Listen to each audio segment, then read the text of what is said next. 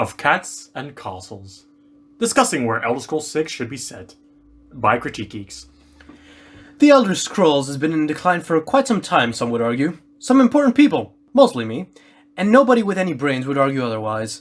But being ever the optimist, I decided I would outline what I would like the Elder Scrolls 6 to be, and I figured the creature might join me for one last hurrah. So Todd, pay attention. Here's the ultimate, never to be improved upon version of the Elder Scrolls 6. Also, if you want to hire me, I'm not going to object. Just saying. I'm just going to let the cat in. Poor kitty's lonely otherwise. Kitty! I love kitties, and they love me, like that tiger in the park last week. What tiger? There was a tiger? There was a tiger. It's my goldfish all over again. I'm going to be glad when the kitty... Kitties! Yes, let's get to the kitties! We have to wait to get to the kitties! Unfortunately. But there'll be plenty of kitty for you, don't you worry. First, though, let's get to your raison d'etre. To serve as a vessel to extract my thoughts from me. Some things are not meant to be extracted. The world is not ready for your wisdom, my dearest Analyzed Daro. They better be. I will unleash it upon them like a plague of helpful locusts. Well, in that case, I'll gladly help you spread your jumpy voice. Analyze, would you agree that Elder Scrolls V Skyrim was not that great? What's wrong, Analyze? Is there still goldfish between my teeth? I want to agree, but it's like my world is collapsing in on itself. Have you tried a strut? I can't agree with that. You said it first. I can't say yes. I'll just say, I won't disagree. Let me ask you the question then. What do you want out of Elder Scrolls 6? I would like a good game, for starters. That'd be great. A good game with a good plot. That's a high bar to set, but I'm sticking with it. A good plot is the minimum requirement. But what I would really like is some more of the political intrigue that we had in Morrowind. Hence, I would say the two best places to set the game would be High Rock or the Summerset Isles. I'm not so sure about that, buddy. This one is of the opinion that the best places for Elder Scrolls 6 are either Elsweyr or Valenwood, but mostly Kitterland. Well, I assume you agree on the political intrigue. Yes, those cunning Khajiit would make for good and interesting politicians. Can you imagine the debates? The back and forth, the heightened emotions, the beautiful rainbow-colored vomit out of President Jan Khajiit! I was thinking less along the lines of a modern democratic system, and more of kingdoms. 5 kingdoms, in fact. High Rock, being so divided, would be the perfect place for some backstabbery, especially if it's being infiltrated by the Thalmor to get the big old raging Tower of Adamant. And the Summerset Isles has the Thalmor HQ. You could have the main quest centered around the Alinor politics, with some factions supporting and others secretly opposing the Thalmor. It would be more interesting if you focused on the allies of the Thalmor. Skyrim establishes that Valenwood and Elsweyr are, at best, dubious allies who may not really want to support the magic supremacists. Boggles the mind. So if we're going to do some politics, I'd love to go to one of those two countries where we can slowly erode the power of the Thalmor to eventually watch them burn. That's just another example of people rising up against oppression to take back their freedoms, though. We've already been there with Skyrim. I would think it's much more interesting to have a conflict in the Isles, about the High Elves that disagree with the methods of the Thalmor. Feeling nostalgic there? Herr Analyze! Now the Thalmor weren't in Oblivion. They could play a prominent role in High Rock and TS6, though. The Bretons are magically powerful and part elven. The Thalmor could be trying to seduce some of them, as in, oh, if you join us, you get to be our equals instead of being under those filthy Imperials, but face resistance from the Imperial loyalists. After all, they are very close to the Empire. Several emperors were Breton, and many spent their childhood in High Rock. It could be a conflict over the very soul of High Rock, their identity as a people. Yes, but High Rock has already been explored in a previous game, and we've already seen way too many games that focus on the humans. It's the kitty's time to shine, much like your own sweet kitty. Oh look, she's nibbling on my fingers. Such a sweet kitty. Should have bought that pet shark. And focusing on the cat people of the Elder Scrolls series could provide a perspective of a new sort of people. A new foreign culture to drink in. Morrowind worked well because this one species can't really understand unmarried culture. The same could be said for the culture of the Khajiit, where stealing is perfectly legal as long as they don't get caught. That's the same for the Altmer, though. They're another elven culture that's completely different from our own. And maybe we could finally get past that stoic facade. Plus, we have a wonderful contrast with Skyrim. Skyrim was a very anti-magic culture, whereas both High Rock and the Summerset Isles are saturated with magic. Beautiful, beautiful magic. Including fire spells. Those seem really useful. More useful than attack kittens at any rate.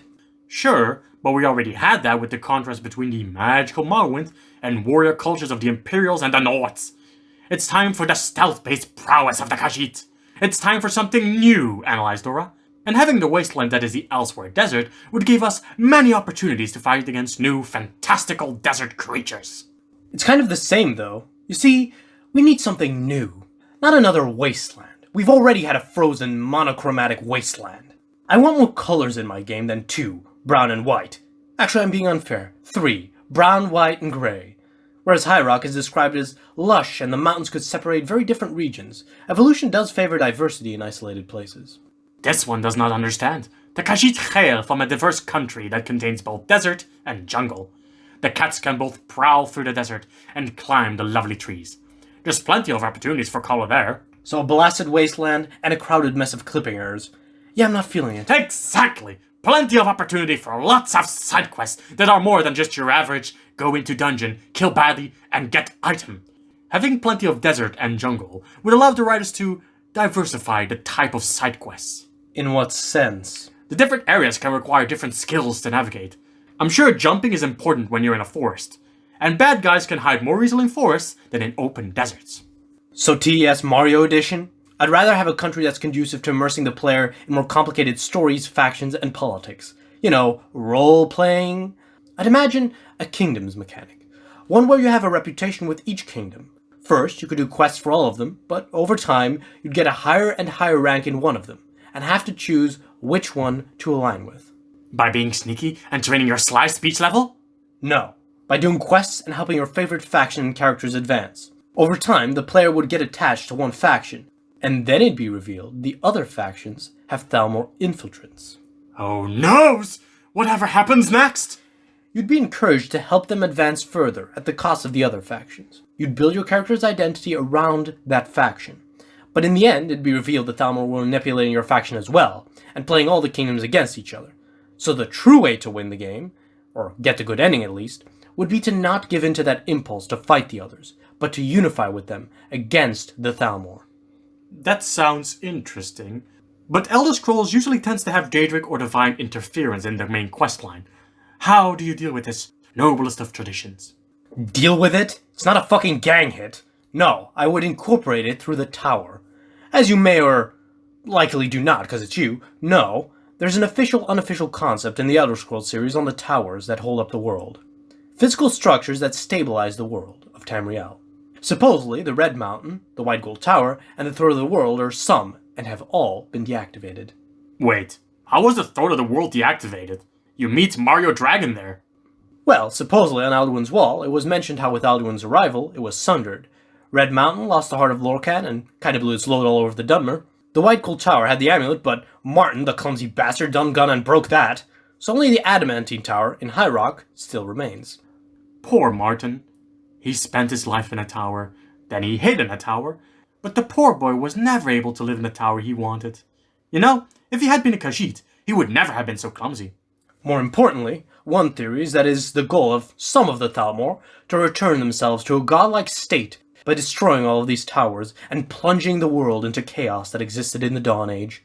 The entire plot could be centered on them trying to do that. And considering that the gods supposedly built the tower, I could imagine some Elder Scrolly prophesized savior participating in some fun savey activities. But we've already had this type of story. Hell, Skyrim was pretty much all about saving the world from insert superpowered with poorly thought out plan bad guy. We need a new story, a fresh perspective, a catastic narrative. An intimate story in which you shoot for the stars and hit the moon. Sounds painful. Master and Secunda, the moons that signify the very core of Khajiit culture, disappeared before. And then the Thalmor supposedly restored them, and the Khajiit were over the moon with joy. But it's hinted at, because they claim to have ended their Oblivion crisis, that the Thalmor lied. Hold the phone. A bunch of elven supremacists who seek to kill all humans, seek to plunge the world into primal fire of creation, and whose most positive portrayal was that guy that kinda helped you once after you persecuted innocent Nords may have lied? Like a lot! And maybe there could still be side effects of that. The Khajiit rely on the positions of the moons to give birth to specific breeds of lovely cats. The elven interference could have affected the two moons, causing the Khajiit to have difficulty procreating in their stunning diversity. Which is ever so convenient for Bethesda's design budget.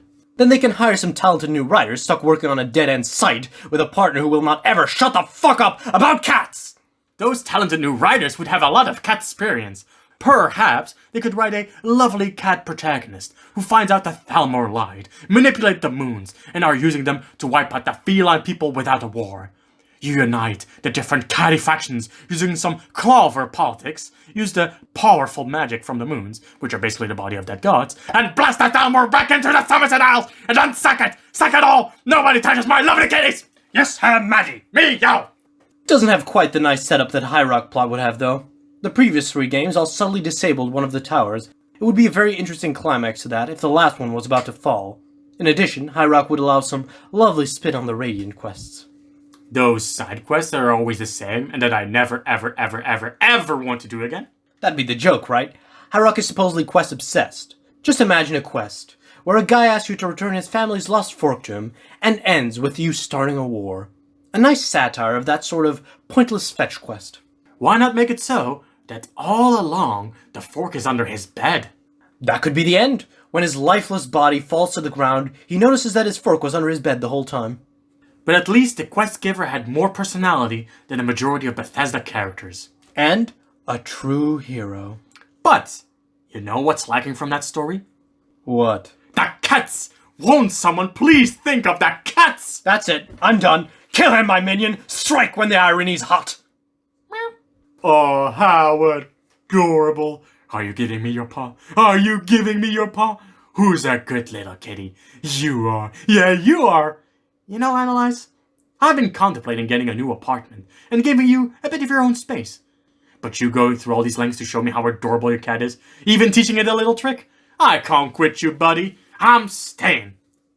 And so Analyze's head grew 3 sizes that day, and the explosive shouting could be heard all throughout the kingdom, deafening at least a dozen orphan children.